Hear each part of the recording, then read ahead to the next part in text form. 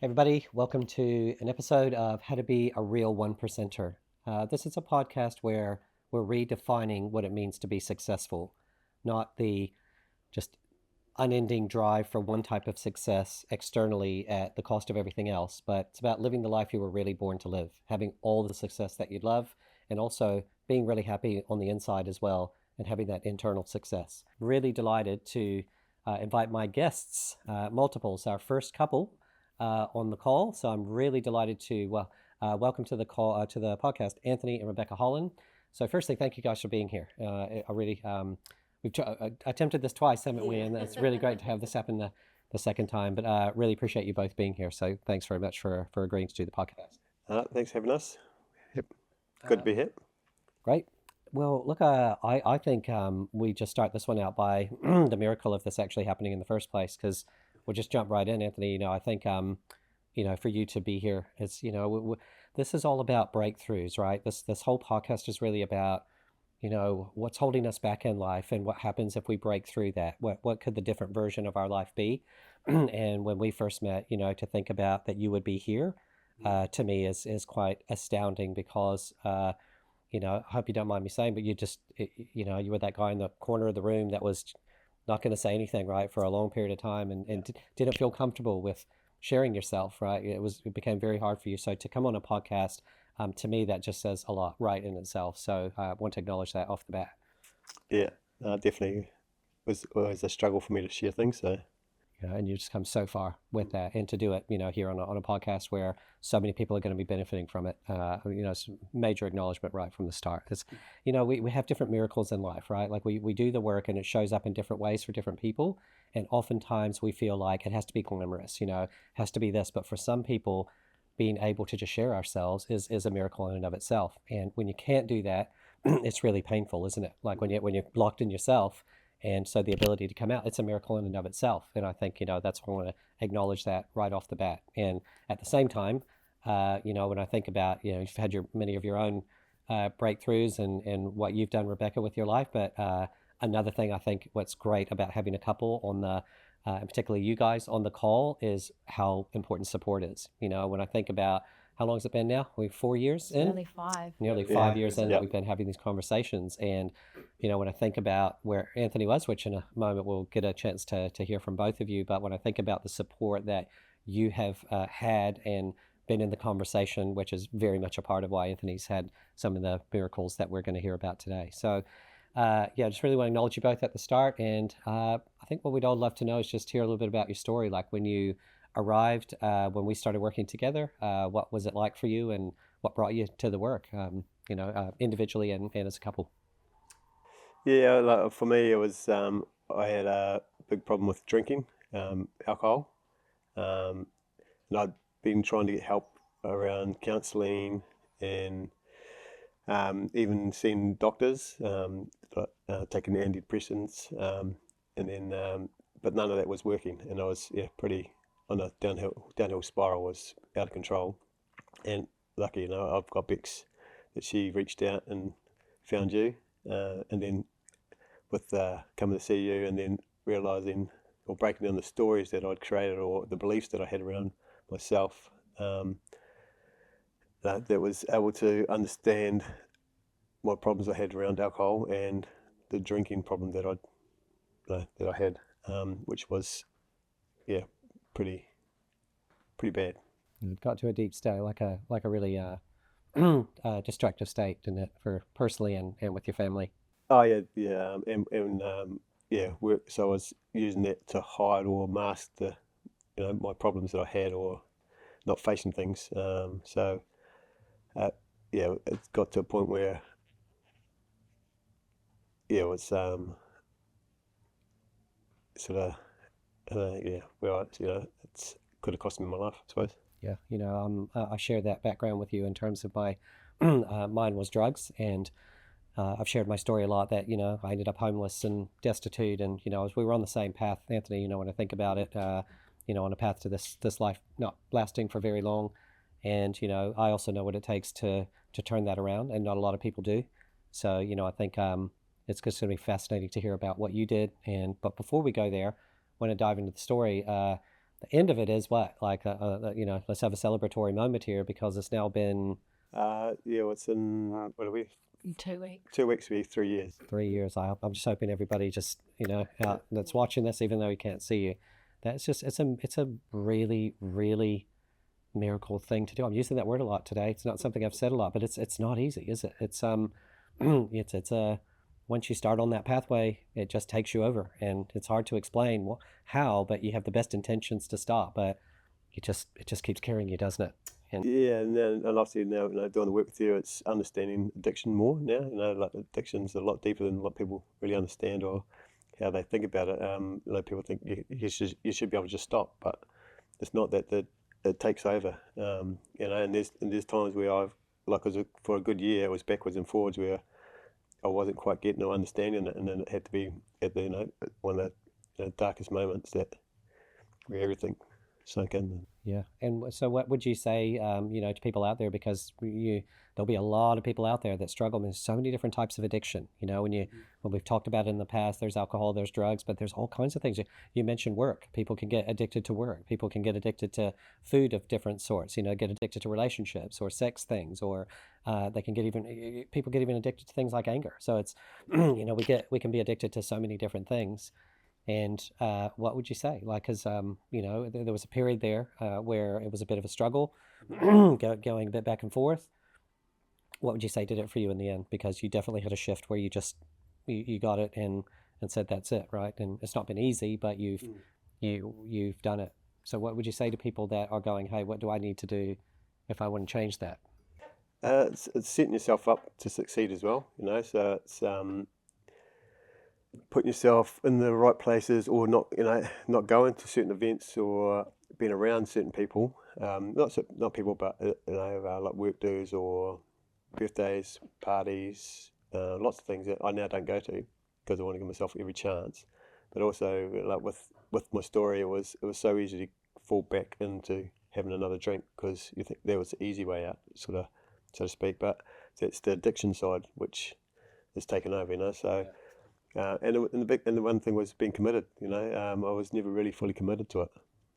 So being committed was the big part, and then it was understanding the addiction, and it took me that period of time or that year, whatever it was, to really understand how addiction, what addiction is. Yeah, and when I look at you, I think as far as that drinking was concerned, excuse me, and where you've gone with it, committed is the word that I would just use. I remember we had some pretty straightforward conversations, right? Because you had good intentions the whole time. Like you were, really wanted to do it for Bex. You wanted to do it for your kids. You wanted to do it for, these people in your life, which just never, and while that's a really good intention, it wasn't working because at the end of the day, you remember our conversations of, hey, do you want this for yourself, right? And, we got to the point where just like, hey, if you don't, then there's no purpose in us continuing these conversations, right? And you really went away and you got there, and when you did commit, you just there was a change, right? And you've been committed ever since then, and it's something to really celebrate. Yeah, and it was, and a part of that was having that conversation where you see, like, if there's not much more you can do for me because you've given me all the tools, and I've got to start using them more, in committing to this. So that sunk in as well, but yeah, unfortunately, it took a bit of time to get there, but I got there. And I say, but still now it's about, again, it's putting yourself in the right places and around the right people as well as, and understanding that you can't just go to one event or it's about setting myself up to succeed now as well. Well, addiction's quite powerful, isn't it? And if you don't have a team, if you don't have that commitment first and foremost, but then a support team, making decisions like, I'm not going to those places if there's alcohol that's going to be there, because why would you? And it's as you say, all of that we have to have something really powerful to counter the power of that addiction, and it's got to be strong, because addiction is we both know, right? It's extremely powerful, as you said it really well. It just takes you over, and you get lost in it and start to lose control of you have good intentions, but you lose control of that. Yeah, and that's part of the addiction I didn't understand is, for some people I think you can just, you should be able to just stop, it shouldn't be that bad, but that's the addiction side where it sucks you back in so fast. It's quite important, I think, to talk about because, a lot of times people think, when people are addicted to alcohol or drugs or anything, like they're a bad person, right? And I think it's quite important to know, hey, that person under there has really good intentions usually. They're just lost. It's a big difference. And it's frustrating for people that are in their lives anyway. But it is important to just know, hey, that person's not doing that intentionally. Once they become addicted, it's they're lost in it. So you mentioned earlier that you made a tie between the stories. So we started to discuss, why are we addicted? Because people just think we get addicted to a substance. But one of the things we discussed is that's actually not true. It's not addicted to a substance. We're addicted to all the things that we're believe that we're deriving out of it. So, and those things are related to how we're feeling inside, right? And the stories that we have. So, for what you're willing to share, what did you discover about the story? Because people are out there, if they're addicted, or even if they're not, and they want to understand it, they might say, how do stories link to addiction? So, what can you share with us that you found about how the story links? Yeah, for me, it was the big thing was breaking it down with you, after meeting you and going through that whole thing of the stories and the beliefs that we created. It goes right back to me, childhood, around my dad, where I grew up. Um, um,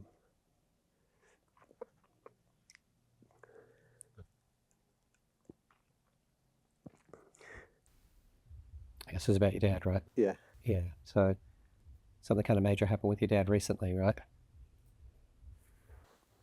uh, yeah. My belief was my dad didn't care, uh, didn't love me. Um, sorry. No, don't be. This is all about being real, Anthony, and this is the kind of feelings that people have. And I just want to stop and say, your courage is just going to make a difference to so many people because this is the kind of thing people have going on but don't talk about.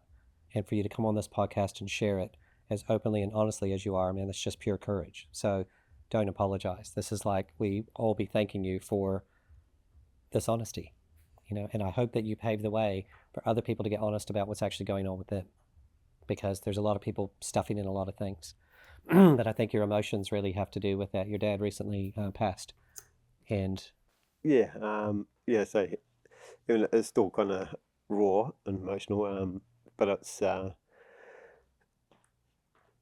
through the work we've done, it gave me the ability to be able to reach out to my dad myself and break down those boundaries and then understand them. And then it was in that time we did, I reached out and he's got to meet his grandkids. Well, he got to talk to them, and unfortunately, um, uh, May last year he passed away. yeah, yeah. But how many people? Because of that story, we spoke about, you didn't speak to him for a long time.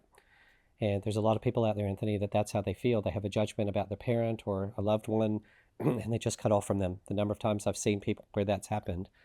And the thing is that, oftentimes when those people die, those people never did get a chance to say it. But, I know because we spoke about it, you didn't just get to talk to him, you got to say what there was to say and get complete with him, didn't you? Like to let him know, hey, Yeah, this is who I knew you really were in my life. without doing the work there, I would have never have reached out to him. And one of the things I do was I just called him and just said, like, kind of, it was at work when I made the call saying that, but I love him and I forgive him for everything. I can't remember exactly how it went. And he was, probably just about crashed his car. He was so shocked. But that just opened the door, and it was part of my journey and my chapter of closing, breaking down those stories, and the beliefs that I'd created, even though none of them were true. And it was all linked of stuff I heard or listened to other people, but it was what I put on it. And it's good, and that was a big thing now, knowing that. So all that bad feeling or the hatred I had around that was gone.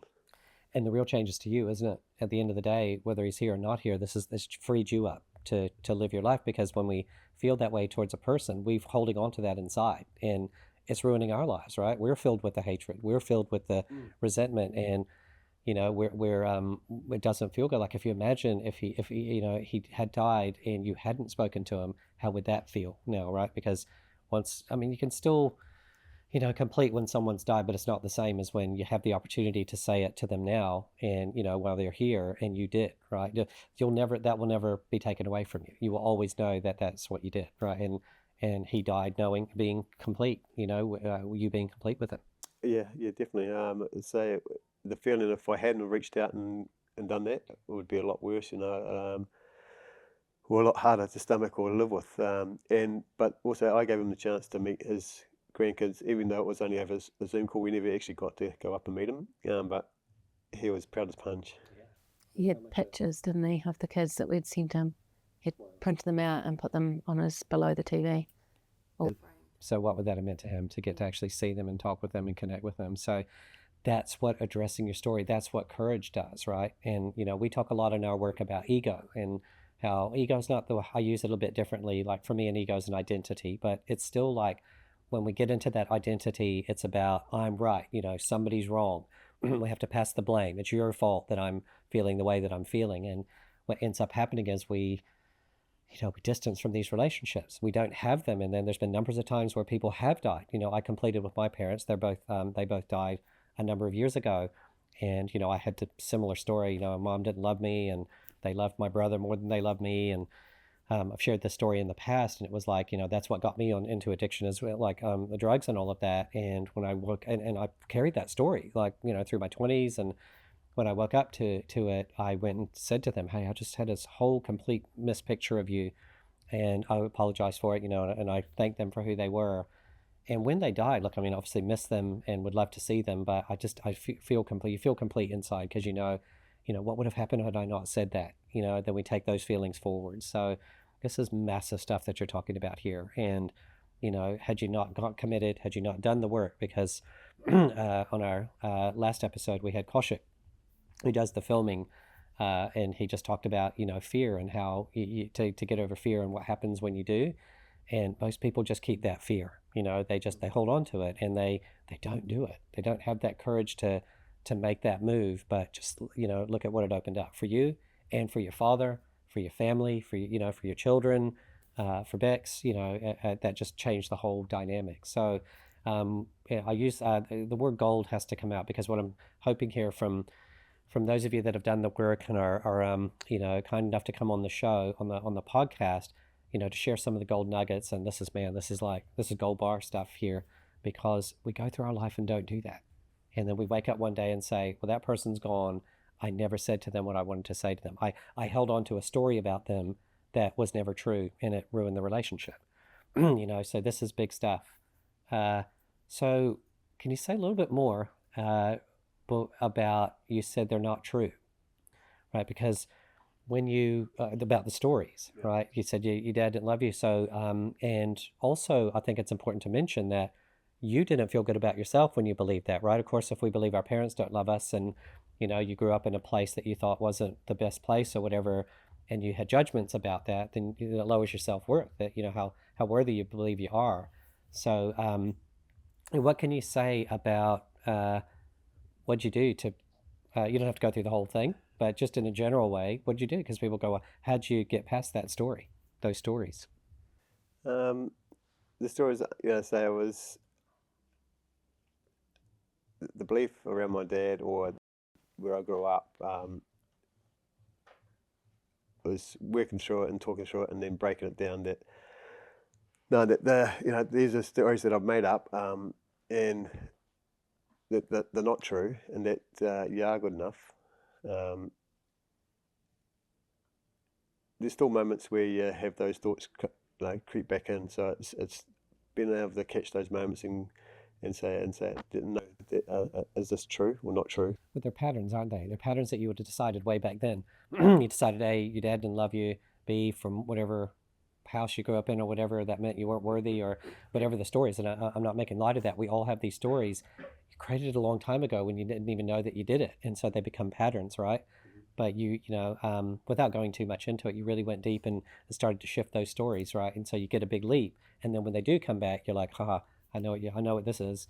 I'm not buying into you this time, and I'm moving forward and connecting. And it's obvious. You don't even need to say anything about what your genuine self is like, because when you address those stories, what you get is you start being your genuine self. We're just seeing it, right? Do we need to even say anything? Because here it is right here, the honesty and openness. Bex, for years, why Anthony just, I think it surprised you when he came out and shared that time. Remember, it was in a group, and he just came out and shared the whole thing, because you had gone through a whole year, Anthony. Remember, you went through a whole year and didn't, because it was this powerful group that you were a part of, really awesome people. But I didn't want to force anything. But it was the end of the year, and I was just like, Anthony, you haven't said anything. You've got because I think you were just coming up on, or just over a year or something at that point, sober, and then when you did share, it was just like, whew, there was Anthony, right, the real one, and you've been, getting more and more of him over time. So it's just been super inspiring to watch your journey, and 3 years is an extreme accomplishment. But for what I see of you, you're just starting, and there's so much more to come about how improvements in your life and everything that you're working towards are improvements, but having more and more of the life that you really want, and designing it. So just want to really say thanks for you coming in and sharing the story. We might come back to you as well, but when I go to Bex here for a moment, because when in the beginning, you shared that it was quite a low point for you, and one of your saving graces, if I'm sure you won't mind me saying this, is that lovely lady and partner of yours on your right hand side there, showed up with you and was there, every step of the way. And so in the beginning, Bex, you came to support Anthony, right? And you were just there, and you were massive support for him. But then all of a sudden, we started to have some conversations as well, right? Because the work can apply to everyone, right? Like we all have things that if we can address them, these blocks that we may not even know that we've got, but if we address them, your version of connect to more of your genuine self, and that just has, when I say that, so people are like, what do you mean? Like, you connect with who you really are. It's hard to say, but then everything in your life starts to flow. But because we're doing the work together, we're so entwined. Like, he would step up, but I'd still be here. So then I'd have to meet him here, even though it was his journey. I had work to do myself. And if we didn't meet in the middle, then it wasn't going to go anywhere, and he wouldn't go any further because I would have been weighing him down, or vice versa. Just because everything is all entwined, which I guess is natural when you're in a relationship. That's the thing that you're saying, right? Because there's patterns that happen between people. So we have our own patterns. So, for example, Anthony, you've got you grew up with "I'm not loved," and if you didn't believe you were loved by your parents, who's your whole world, your mom and your dad, your whole world at that age, then you believe that, well, I deserve that, and it just goes on. The story goes on. I must deserve it. I'm not good enough. There's something wrong with me. There's all different versions of it. So that's what you bring to the relationship, right? And then you'll have your story. We all have our story, right? And then and that will interact. And so when Anthony was breaking out of that story, I love what you're saying. That this is just so great that you're on together, because we haven't had a chance yet to address this dynamic. It's like Anthony's now here, but your dynamic is still in that old pattern, and it just doesn't work, does it? It's like, oh wait, it's almost like, where's that other person that was engaged in that pattern with me? And so you had the courage to start looking at, hey, what's my part, right? And it's important to know that when there's a problem going on, it can be like in the case of addiction or other things, it can look like one person has the issue, but it's actually there's two people involved, right?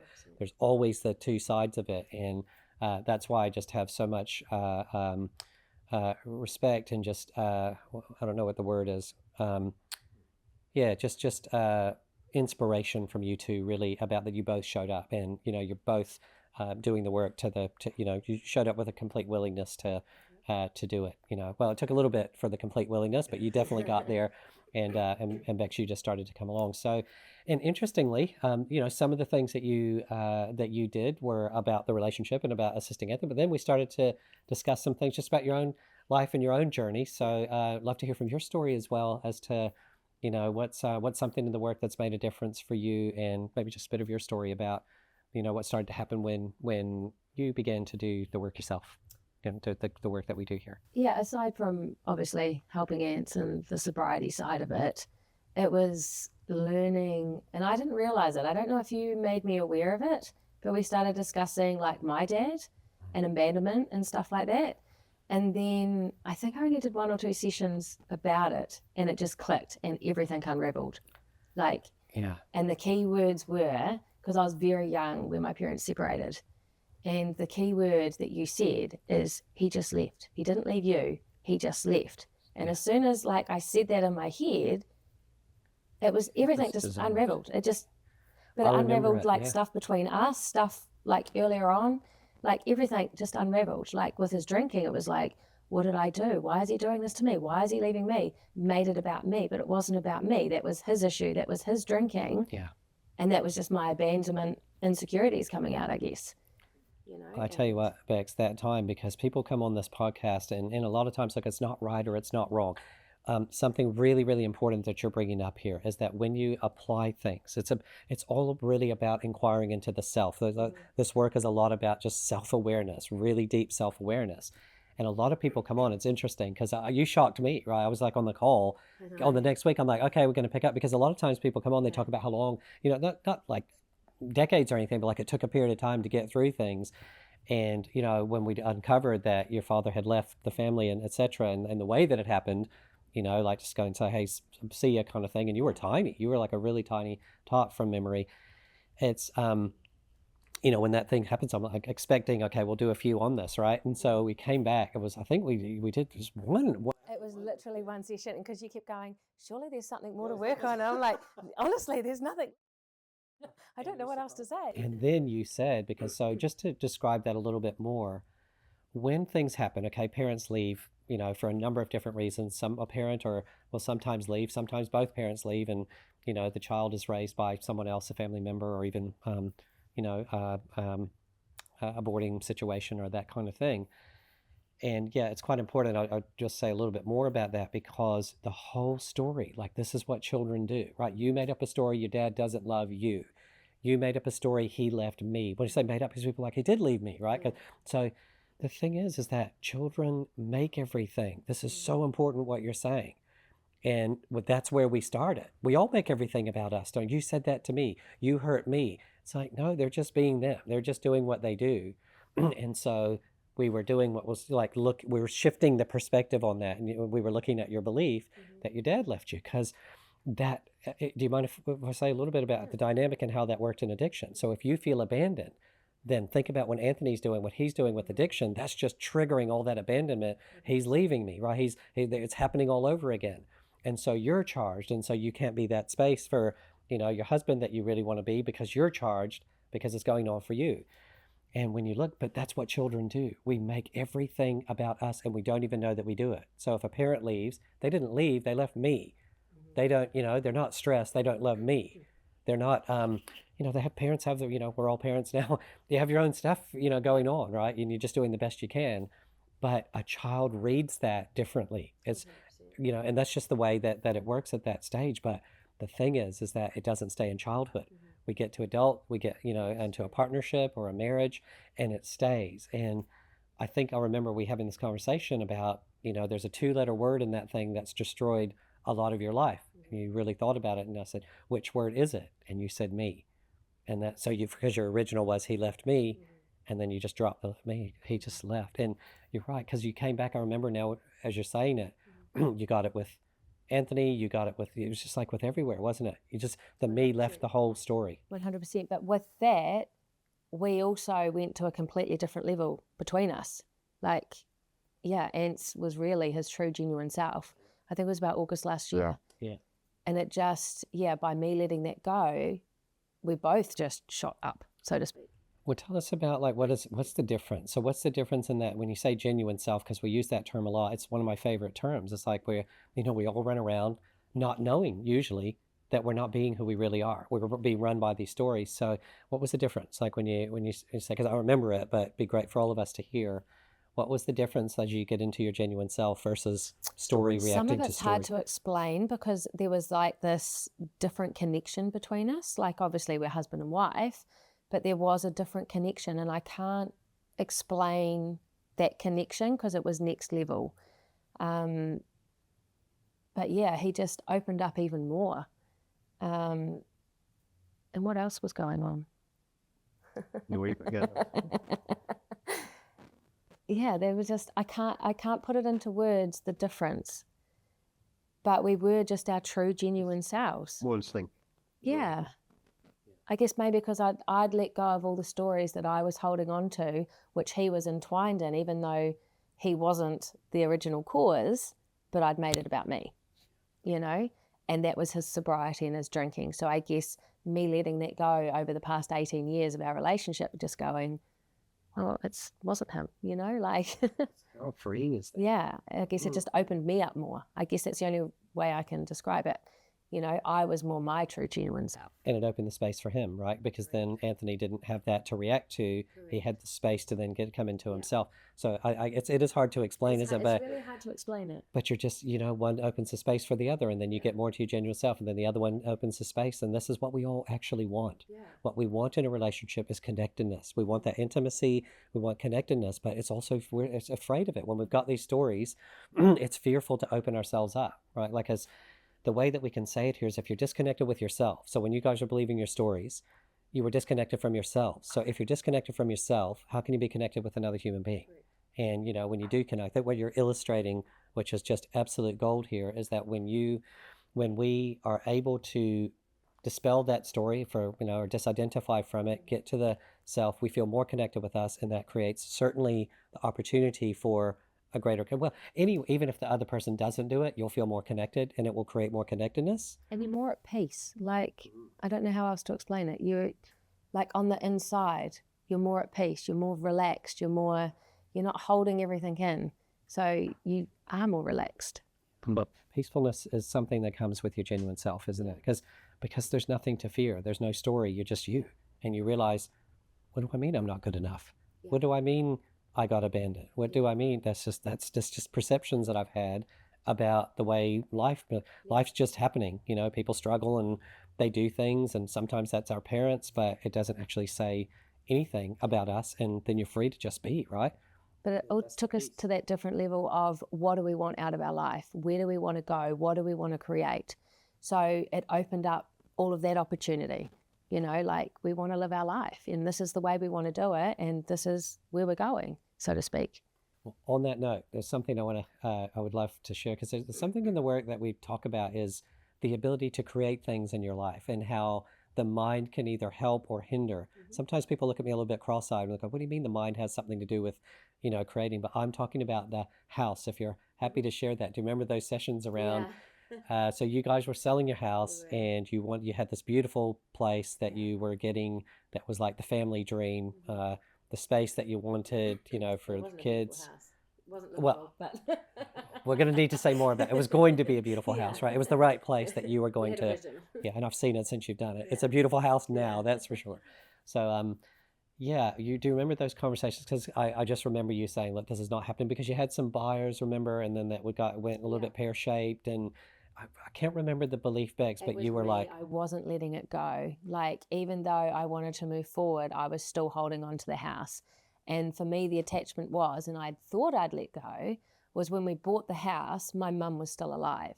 And then, so I was like, this is our forever home. Mum was part of us buying it, and 11 years on, it was kind of like, what are we doing here? Like, even though we'd renovated and stuff, I was just like, the kids are getting bigger. We're running out of space. Like, this isn't working. And I thought I was like, yep, cool, I'm ready to let go. But I was still holding on to it, because I was just like, Mum was still part of that house. But she'll be part of wherever I go. Absolutely, she's in there. Yeah, 100%. Well, I remember the thing is that for weeks, because you guys put it on the market, for weeks, just one thing after another wasn't going right. 100%. And you're just like, oh, it's not going to happen. And then I said, Bex, is there something going on? I remember just saying, hey, is there something going on under the surface? And that's when you're just always open and ready to do the work, to look at it. And you said, I think I'm holding on to the house. So and do you remember what happened? This is so great, because it's such a hard thing to describe, but when you go through it, you just never can say it doesn't happen this way. I remember the day that you did that, and you said, right, I'm ready to let it go, and then whoosh, the stuff that was the blockages just started to happen. The place that you wanted, you got, and you guys have done an incredible job. So I haven't been there yet, but you've taken me on the phone tour, and you guys have done an amazing job with such a beautiful space that you've created. And the thing is that this is, we get past this, what does it open up the opportunity for? So again, I'm just so thankful that you guys have come in on this podcast and sharing this story, because that's what I want people to know. We go through our lives, and I repeat this on occasion, but the reason I'm doing this is, my own moment when I was in Seattle, Washington in the States and looking up at the Space Needle when I was drugged out and homeless. And that was my first day of being homeless. And I looked up and saw this tower. And, when I heard those words that, there's an infinite potential for this life, I'm not meant to be down here, I'm meant to be up there, which was a metaphor, obviously. And there was infinite possibility and infinite potential for life. And I just got this vision for what life could be. And, I just so wanted that. I wanted that version. And one of the reasons I'm really dedicated to what I do and to this, podcast and why I'm so thankful for people, amazing people like you two for sharing your story, which takes a lot of courage, is what versions of life are people living? We're stuck in these stories and then we think things aren't going to work out or that we're stuck in our own way of doing things. But when you come here and say, look, by just addressing some of the things that you had been believing, these are the things that are happening. And you guys have accomplished so much in these few years, but I just get the sense that there's just so much more to come. You're just getting started. And, we were having a chat just before we started about your children, because I've had a chance to speak with a couple of them, amazing children. Really, you guys have done an incredible job because they're really cool kids. Like they're just the openness that they have. I can't remember when we had our conversation. So, well, Louis was probably about 2 years ago because it was into Anthony's sobriety, and obviously, even though I thought I was protecting them, they're children, they might not understand what's going on, but they know things are wrong. And for Louis being the oldest, I guess he was more, what's the word? Like he saw a lot more, even though I thought. You could see that he had taken it on, right? He was having the stories about, even though Anthony was going through his problems and you guys were, he was doing the same as the rest. He was taking on that's about me. They don't love me. And it just gets passed on. Yeah. And then you're on to everything as well. And even now, like something will happen and there's still a trigger there for him. So we have to sit down and go through the whole process to eliminate it, so to speak, and break it down, and we always explain to the children, if we hadn't have done this, like they've been exposed to this whole world, of how to break down the story so they can go on into their adulthood and not be carrying any trauma. Well, hopefully not carrying any trauma. Well, certainly know what to do with it, right? Yeah. Because even your youngest, like you've got a superstar, in the gymnastics, and your youngest, Monet, she's about the middle, yeah. Oh, she's the middle. She's the Sorry, middle. I've got them in the wrong way. But absolute superstar. But the pressures on children, the pressures on anyone, because I work with athletes and when they're adults at the highest levels and the pressure that they feel. But when you're a kid, and you've got a talent like that, I remember working with her and just the stresses and pressures that she 8. She would have been 8. 8 when we worked together, and just, you think that they don't know a lot and they're just kids, but when you really peel the layers, they know a lot. They under the surface, they know what's going on and they feel pressures. And, it's just amazing that you guys have, that we're talking about opening the space here is one of the themes I'm getting out of today. And you guys together have opened the space for them. And that's what's really cool, is that they're now able to say, imagine what's going to happen, how they're going to live their life differently, knowing that what they believe isn't necessarily true, like the limitations or how people judge them, because we're all teenagers at some point and we get judged or we feel judged and all of that. And what if you had the skills to know, hey, that's not about me, that's about them, and I'm fine, I'm great who I am, and I don't need to, if I succeed, great, if I at that particular thing, great, if I don't, that doesn't define me as a human being. And what an amazing thing that this is it just goes on, right? This I love this concept of space that you brought up, Bex, because when you do your work and you clear yourself, that's precisely what happens, and people step into it, don't they? Anthony steps into your space then at a new level. You step into his space. The kids are now doing it, and it just but the opposite is the same. Like if we have negativity, if we have blame, that also gets shared. It creates an atmosphere of those things. So yeah, you two have just done such extraordinary things. When parents come and they do the work, they say, how can I stop my children from getting these stories that I got, right? And I'll say to them, you can't.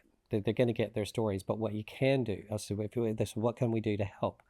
I'll say, well, one, you can see it, but 2, keep being yourself, keep being your genuine self, and they see that, but you also will recognize when they have a story. So, your kids are just going to have just the most amazing opportunity, because when children have those stories and parents don't recognize that that's what it is, right? I mean, the things that we actually do, we blow it up.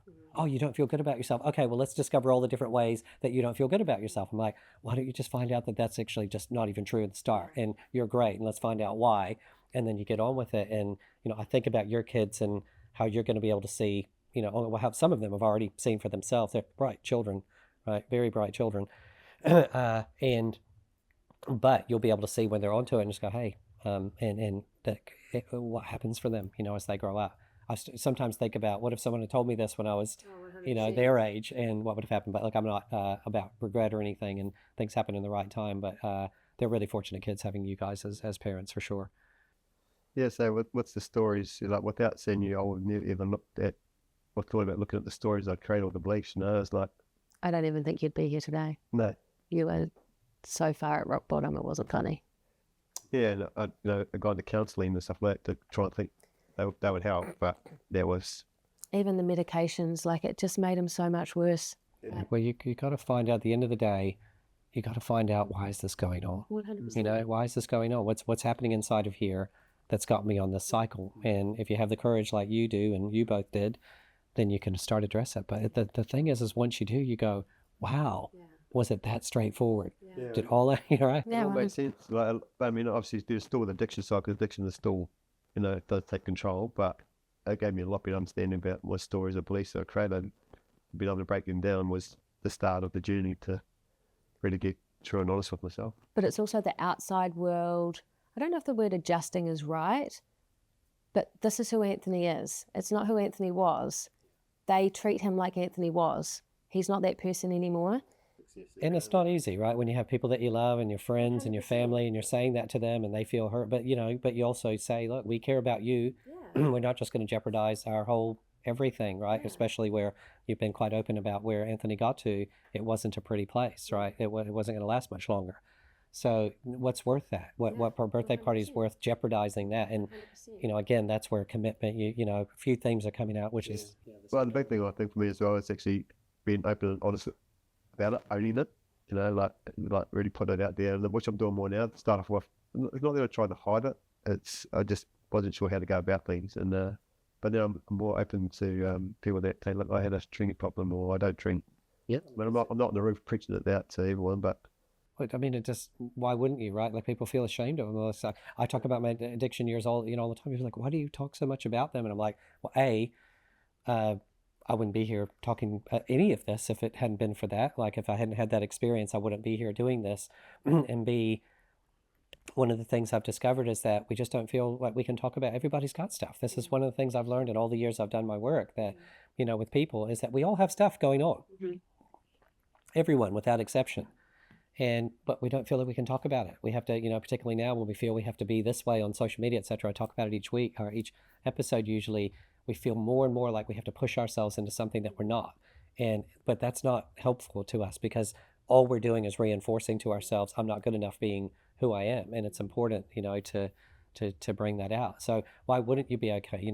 And I always say, look, if people are really, it's like, oh, I might lose loved ones. And I'm like, if they're really a loved one who cared about me, that's not going to change it, right? And if it does change it, how loved one were they in the first place? Oh, exactly. And that's on them. That's not on you, because you're just being your true self. You're not being mean or nasty. It's actually not about them. It's about, this is who I am, and this, I can't come here. It's not about them. It's about... I mean, and sometimes with the addiction and drinking side, a lot of times the people only seen that fun side, or the life of the party, but there was more to it after that. Yeah, that's the... Which they don't see. They didn't see the behind the scenes of what was going on. Which is the down part of the cycle, right? Yeah. You get the up to, because you get the addictive thing, the drinking and whatnot, to feel better.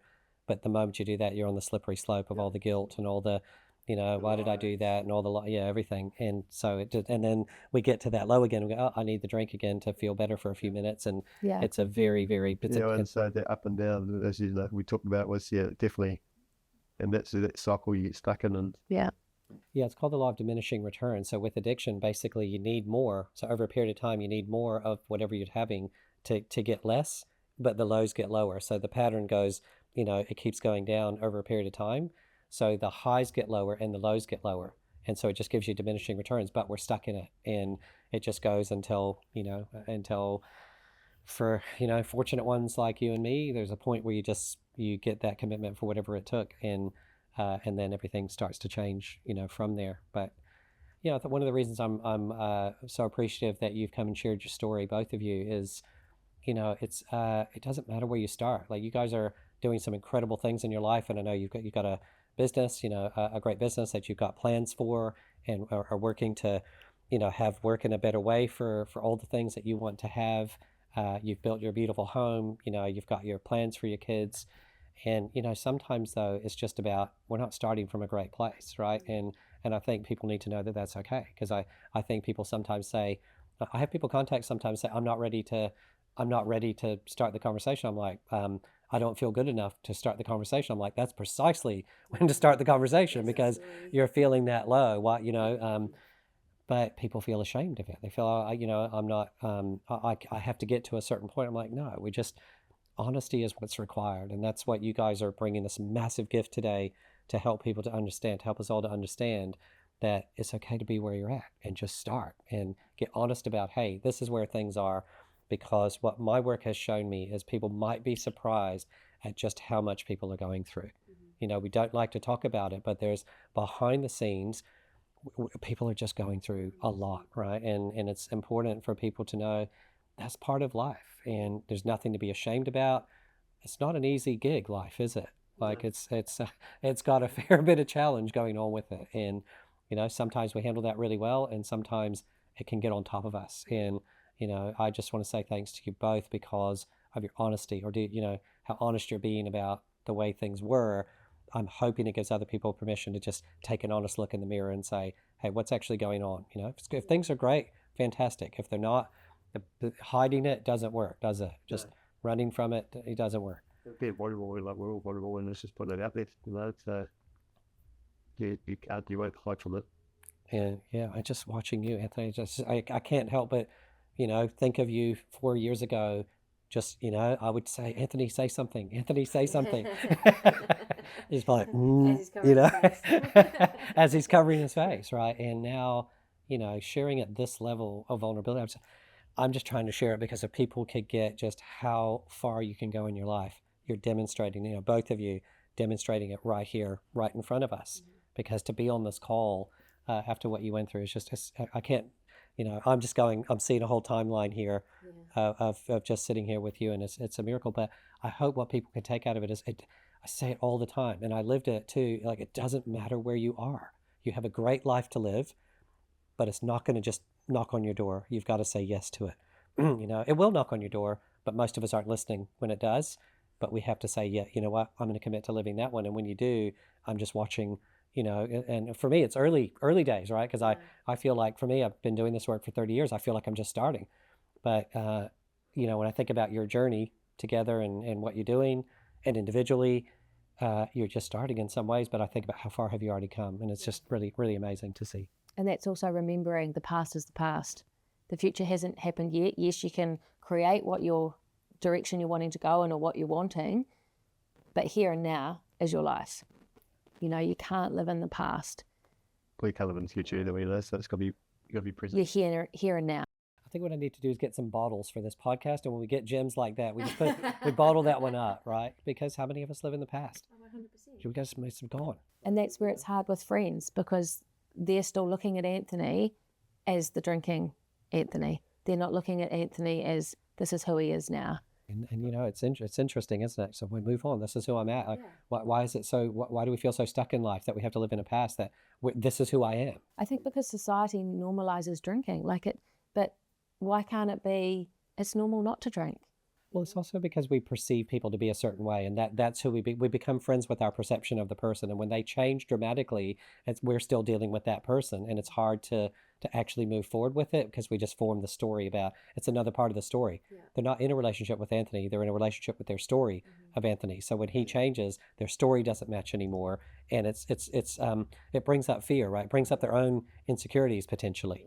Yeah. And I found people do one of two things usually. They either go for the ride and they go, hey, it doesn't mean they have to stop drinking, but or anything like that, but it means I'm going to look at myself and why am I stuck in the past, and why am I not seeing Anthony doing great things. There's an opportunity to do that, or I'm sure you found this out, they'll embed the other way. Yeah. but then it just usually kind of just naturally, sometimes sometimes something is over, and it's okay. There'll be somebody else there for them that's more of a match because it's not working anyway. But I just recognising that now we understand they have stories as well, so it's not a problem.